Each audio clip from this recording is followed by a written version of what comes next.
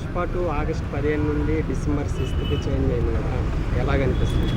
అదే కొంచెం డిసప్పాయింటెడ్గా అనిపిస్తుంది. దాదాపు ఒక 4 మంత్స్ పోస్ట్పోన్ చేసినట్టు అనిపిస్తుంది. సో మేము చాలా ఎర్లీగానే వస్తాం అనుకున్నాం సినిమా, కానీ పోస్ట్పోన్ అయినందుకు మేము కూడా బాధపడుతున్నాం బ్రో. సాంగ్స్ ఎలాగనిపించింది? సాంగ్స్ బాగున్నాయి బ్రో.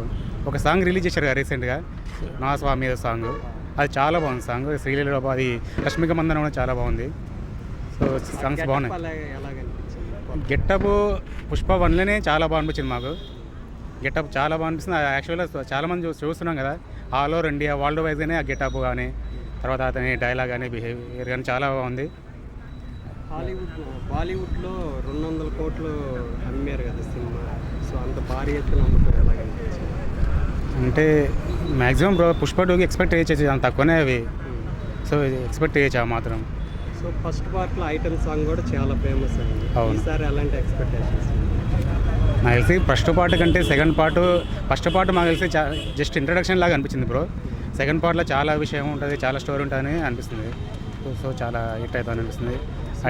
ఇప్పుడు సినిమాని పోస్ట్ పోన్ చేయటం, 4 నెలలు గ్యాప్ రావటం ఎట్లాగా అనిపిస్తుంది? మేబీ నాకు తెలిసి పోస్ట్ పోన్ చేయడం కూడా కొన్ని విషయాల్లో బెటరే బ్రో. ఎందుకంటే ఎడిటింగ్ కానీ చాలా విషయాల్లో కూడా వాళ్ళు బెటర్గా చేస్తారని కూడా అనిపిస్తుంది. సో చూడాలి మరి, ఆ సాంగ్స్ ఫైట్స్ ఇంకా బెటర్గా చేస్తారు, పుష్ప 1 కంటే బెటర్ ఉంటాయని అనుకుంటున్నాను.